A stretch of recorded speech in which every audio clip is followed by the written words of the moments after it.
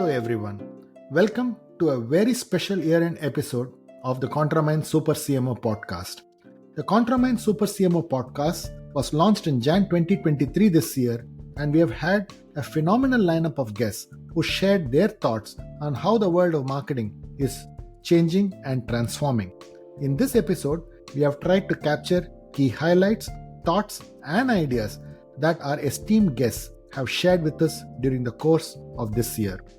We had Mark D. Swan, founder Institute of Real Growth, who talked to me about humanized growth for brands and the Da Vinci CMO model. Professor Tanvi Gupta had a conversation with me on semiotics and the importance of semiotics in marketing. In my chat with Professor Venki Shankar, we spoke about marketing accountability and how accountability is going to be a key metric for marketers in the future.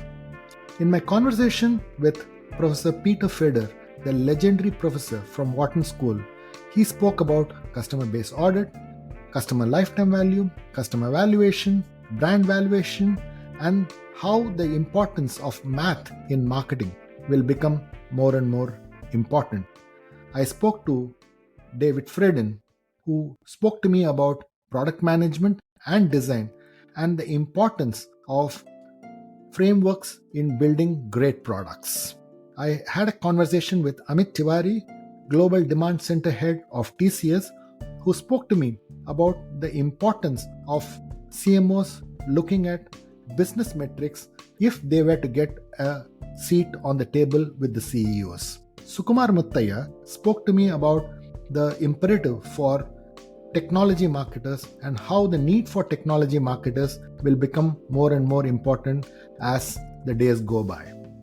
Finally, I had a fantastic chat with Srikanth Ramachandran, CEO of Moving Walls, who talked to me about the digital out-of-home platform where the idea of getting data, content, and metrics would change the face of media in the future. To listen to all these episodes, you can log on to www.contraminds.com or Apple or Spotify podcasts and listen to these episodes. Do share your feedback and thoughts and share your comments with us. I wish you a very, very happy 2024 and I look forward to interacting with you in the future. You need to earn your place at the table first before you can do anything that starts to feel like influencing the decision-making process. If you're not at the table, you can't influence. So what does that take? And it really goes beyond marketing. It is a Da Vinci growth leader. What we see is that this is a leader that brings everything together that Da Vinci brought. Now, everyone, I think, knows about Da Vinci, that he was an artist and a scientist. That's what 99% of people will tell you made him special. And so he was whole-brained because he brought together not only the creativity to break through and go to places where no one else had gone before, which of course is the seed of the innovation, of new market development. At the same time, he was a scientist, a mathematician. He was commercial. He literally could do the math, which so many marketers are not able to bring together. But that third aspect, left brain, right brain, was empathy, was humanism, was heart. That's how companies used to be. When Unilever set up in the north of England during the Industrial Revolution, it was worse there than some of the most, terrible places in Africa, in India, in China, where, there was no healthcare. I'm talking obviously decades ago, but in some places in the world, this is still true. And so what they did was they built a company, because when you started a company, you built a factory. You are going to be there for 75 years. Those bricks, they stand, they last. You're drinking the water that your employees drink. You go to the same church. You meet the people. You take care of them. And so there were schools, there was health facilities, there were play and children care facilities, there were sports fields. GE, after the war, was advertising how much it paid people and how it shared the wealth before Jack Welch took over and took it in a very different direction. This is how companies used to be part of society. So all we're predicating is to go back to that. And the leader that understands that, of course, has to be creative and has to be commercial, but also has to be empathetic. And that's what we call the Da Vinci quality. Marketing is a cost center, and I firmly believe marketing is not a cost center, because marketing decides in terms, and the way things are moving. I'll just for 30 seconds I'll digress in terms of why do I say so. See, life of consumer, life of customer, and life of marketers, these three have been hugely impacted in the last 2 years of COVID. What you used to do, what we used to think, and what we used to act before was very, very different from what we do today. People use a word called BC, which is before Christ. No, it is not before Christ, it's before COVID. The first and most way, you have to be an agile marketer. And that's the first learning that COVID in last 2 years. You can't be making a plan for 2 years and then you know that this two-year plan is just a theoretical exercise and it will not be got implemented. You have to be always on the toes, and you should have that flexibility to move the way the consumer and the macroeconomic situation move interdependently. That is very important today. You just can't have a silo working within marketing or outside marketing within the organization. That's most important. Last but not the least, which actually gives you a right matrix or right conversation to drive it within the leadership or the management, is accountability. Is marketing keeping the hand to the heart, can take that particular accountability, saying, hey, yes, this is the objective. I am ready to take this particular accountability of what I need to deliver. Please don't caveat marketing only in terms of this is the financial ROI and please deliver that. Let marketing present their own particular matrix that they want to, and measure the matrix, which is relevant for marketing. 3 T's, which is trust, transparency, and technology. The trust within the organization, within the marketing team, that we have to collaboratively, interdependently deliver. Transparency with your particular customer, because customer is 500 steps ahead that you actually think. But because what most of the marketers does, they fail to understand and accept that customer is much more smart. Customers know much more thing. And the most important to connect these particular thing is technology. Marketing will only get a seat when you actually stand up and say, this is what I'm accountable for, and please measure me. This is what for which I'm accountable.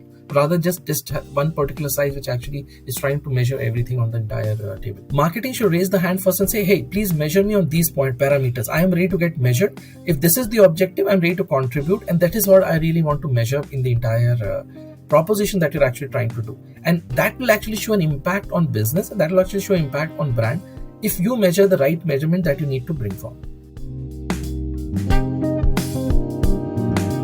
So when it comes to semiotics, so what I shared so far was more social semiotics.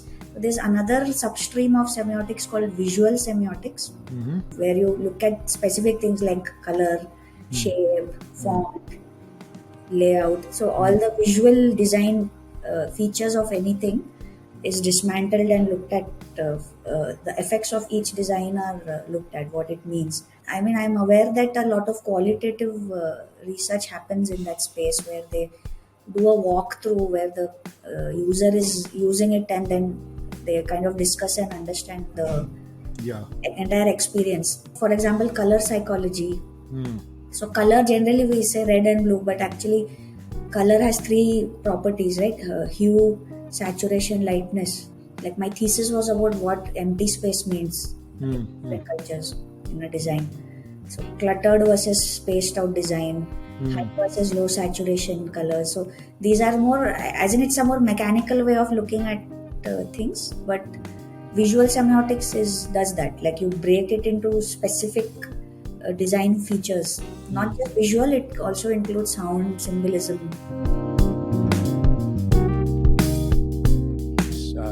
Some folks might be familiar with the old TV series Mad Men. When it was all about the product, it was all about the message.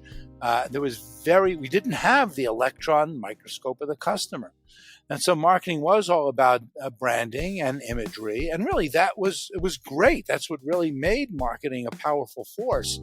But unfortunately, to a large extent, we're still using the same kinds of practices as we were using back then. It's just, old habits die hard. And it's been hard for a lot of the data stuff to kind of find its way into marketing. So number one is tradition, and I guess related to that, number two would be organizational structure, that there's kind of nobody in the organization who's going to take responsibility for that electron microscope with the customer. The marketing people might, but even for them, it's often going to take a backseat to branding and customer experience and all that sort of stuff. So the idea of customers being assets just doesn't really show up anywhere. To the extent the conversation comes up at all, it's dismissed as some kind of intangible asset, and you can't really measure it or manage it. So we would never put customer information on, let's say, our 10Qs and other auditable statements. So I think that's a big issue right there. So a variety of different reasons why it's been hard to get the customer data to break through. And that's the mission that I'm on, is to try to convince people that internally it can help us drive and call attention to more effective decisions. And externally, it's a better way to gauge what this company is doing, what its future looks like, and what it's actually worth, customer-based corporate valuation. Just to give you a little bit of backstory, the company I'm working for is Ansira. We are actually a 100-year-old company. It started in 1919. Primarily, when the company was started, it was all about, the advertisements were placed in the newspapers, and then later on they improvised on that and said, hey, I'm going to go to the competition and say, if an automotive company is placing an ad, I'm going to the competition and say, hey, your competition is actually placing this ad. What are you doing about it, right? So then it started improvising.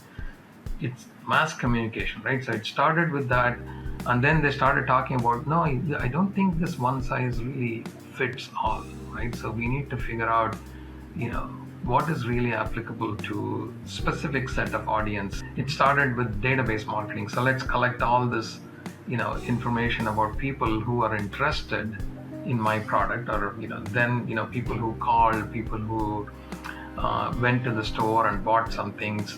Where we are today, just to make the long story short here, from mass communication to the communication of one, right? So a segment of one. So every individual has to be communicated to exactly the needs of what they're looking for at the right timing, right? So if you look at a TikTok ad today, TikTok will show a particular product or a dress or whatever it is, in that short video, but at the same time there is a phone icon, so there's a call-in number, and then there is a email icon, so you can immediately, hey, I like this dress, so you can immediately call and place an order for that, right? So that's how it has become so personalized to the core, right? So that's the trend we are seeing is it's just technology is just proliferating and supporting varieties of thinking in terms of personalizing to the core.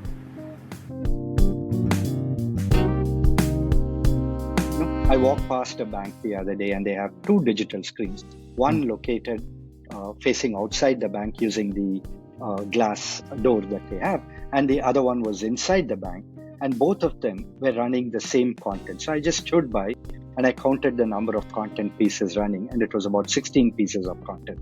So I called the CMO whom I happen to know, and I said, listen, you run 16 pieces of content on what I would call as a walk past audience and a sit down audience. You're running the same promo in every branch. What if you brought one small location awareness which said the coffee outlet is in the third floor of this building, right? Now, suddenly you're changing the game in terms of the experiential content, which is instinctively what they do on a website. If you hit the website from Goa, they would give you a slightly different piece of content. Whereas if you hit it from Delhi, they would give you a different piece of content, but they've not brought that thinking into their owned media. So I think there is first party data, owned media, and eventually then you'll start looking at it as an option. Marriott wanted to be back in early 2000s, and the internet was really expanding. They were not yet online, and companies like Travelocity Expedia were already there, right? They were booking travel and so on. So they were going to Marriott and saying, hey, so many travelers are coming to our site and they're booking your hotels through us. So you need to pay us the commission that you pay to a travel agent, right? And all of a sudden, if you're the CEO of Marriott, you're shocked and says, hey, why should I pay you, right? Because I don't even have an agreement with you. You're not my distributor. You're not my travel agency, and so on. And initial fear, the CEO of Marriott was fearing that once people go online, they can actually switch in a jiffy because, it just needs a click to go from Marriott to Hilton or Hyatt and so on once they find a lower price. So it'll become a flea market, right? People will start going back. And then their satisfaction will be lowered and they will not be loyal anymore and so on. So we were also apprehensive. We might get some findings that are not very pleasant for the companies, right? But to our surprise, what we found was people who actually started to use online to choose, at that time mostly desktop and laptop, now increasingly mobile, they tended to they're more satisfied of the experience if their booking experience was frictionless and flawless in terms of no errors and so on. Interesting. And then post satisfaction, they have to stay at the hotel, the service matters there, and then they are more loyal consequently. And we were scratching our heads and said, how is it possible, right? Here's a CEO who believes that it could be devastating for the price sensitivity, loyalty. And we also found that they're less price sensitive. And if the experience is frictionless and flawless, they tend to like it. And then it becomes a sticky experience, right? Now I can repeat this. I can, do a reorder and so on. And at the same time, online allowed hotels to really showcase the property, right? Before that, you could call a 800 number of Hilton, Hyatt, and Marriott and just go on the brand reputation alone. You won't know how the property looks and so on. Now you can showcase. That time, Marriott could come up with 3D views of that, which we are very familiar with, used to now, right? We also find some segments want to be primarily online, primarily offline, some of them balanced. And so we have to engage with them differently. If you're a service provider or a retailer, we have to understand their needs better and try to satisfy them and delight them in these different channels. And that's really the lesson for marketers. So I think you touched upon something very interesting, which is the notion of experience. So as a product manager, how should you be thinking about product experience, or what encapsulates product experience? Well, it starts with your out-of-box experience, turning the thing on, being able to do something useful with it quickly, as opposed to, I hate to keep beating on Microsoft, but I enjoy it, turning on, a Microsoft Office product, and it says, by the way, you're on a deadline and you're going to get fired if you don't get that spreadsheet to your boss in 30 minutes. Microsoft, out of its sheer, I don't know what you call it, hatred for the customer, requires you to update the software before you can do any real work, rather than saying, hey, would you like to do it now or do it later? And as Apple does that when you get an operating system update, it asks you, do you want to do it now or do you want to do it tonight when hopefully you're sleeping? So that lack of consideration of what the customer wants to do. I'll give you another example. Back in 2018, I went to Singapore to give a speech at a product management festival. And then Cisco, who's my number one client worldwide, asked me to come to Bangalore and train about 25 product managers. So I needed to get to Bangalore from Singapore. Well, that sounds pretty simple, but there's a lot of decisions that have to be made. What mode of transportation do I want to use from the Singapore hotel to the airport? Because in Singapore, you can take a taxi, you can take an Uber, you can take a shuttle, you can take the train. I figured all that out, got to the airport, walked into the terminal. And if you've ever been to the Singapore airport, it's slightly larger than Manhattan. And you have no idea where to go. And you're looking at the signs, and they got arrows pointing all over the place. Reminded me of Heathrow of about 10 years ago. My phone has an app on it called TripIt, and it knew at what time I needed to get to the airport and what flight I need to get on and what airline. My phone also has GPS. My phone knew where I was at and knows from the maps inside the airport of which counter to go to. Why couldn't my phone wake up and just have a little arrow that says go over here? And it'll take you, 5 minutes to walk there or whatever it may be. So I mentioned that when I gave a talk at Samsung. So the VP of Product Management says, wouldn't someone feel kind of weird if their phone woke up and all of a sudden giving them directions? I said, no, not if the phone asked permission first, which is a notion that Samsung and Microsoft for years don't know. If you ask permission, it's perfectly okay for Siri to tell you where to go.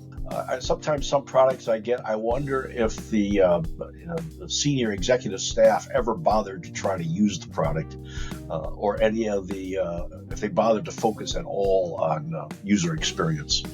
And again, those companies that do tend to thrive. Those companies that don't tend to go out of business. Thanks for listening to this episode. For selected links and detailed show notes, visit www.contraminds.com/blog. Follow ContraMinds on social media and let us know who you would like to see next on the podcast. If you're listening to ContraMinds on Apple Podcasts, do share your comments and give us a rating. We are keen to know what you're thinking. ContraMinds is also on YouTube. If you're listening to the podcast on YouTube, hit the subscribe button and stay up to date on all our releases. Thanks for listening and stay safe.